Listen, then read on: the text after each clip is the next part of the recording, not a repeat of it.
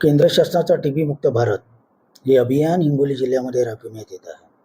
हिंगोली जिल्ह्यामध्ये एकूण 24 PSC आहेत आणि 139 सब सेंटर आहे. यांच्या माध्यमातून आपण हिंगोली जिल्ह्यातील 563 ग्रामपंचायतीमध्ये टीबी मुक्त अभियान राबवत आहोत. सद्यस्थितीमध्ये 304 ग्रामपंचायती ह्या टीबी मुक्त झालेल्या आहेत आणि या ग्रामपंचायतींची वर्गवारी गोल्डन, सिल्वर आणि ब्रॉन्झ अशा प्रकारे केली जाते. आपल्याकडे सतत 3 वर्ष ज्या ग्रामपंचायती टीबी मुक्त आहेत त्यांना आपण गोल्डन ग्रामपंचायत म्हणून संबोधतो आणि त्यांना आपण पारितोषिकही देत असतो.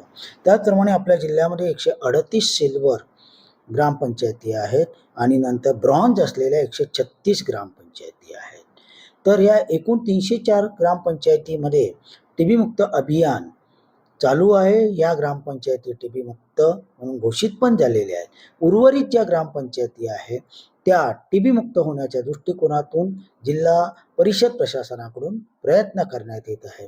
जिल्ह्याचे सर्व PSC, त्याचप्रमाणे सब सेंटरचे डॉक्टर आणि आशा वर्कर यांच्या माध्यमातून या सर्व टीबी असलेल्या व्यक्तींचं स्क्रीनिंग केलं जातं.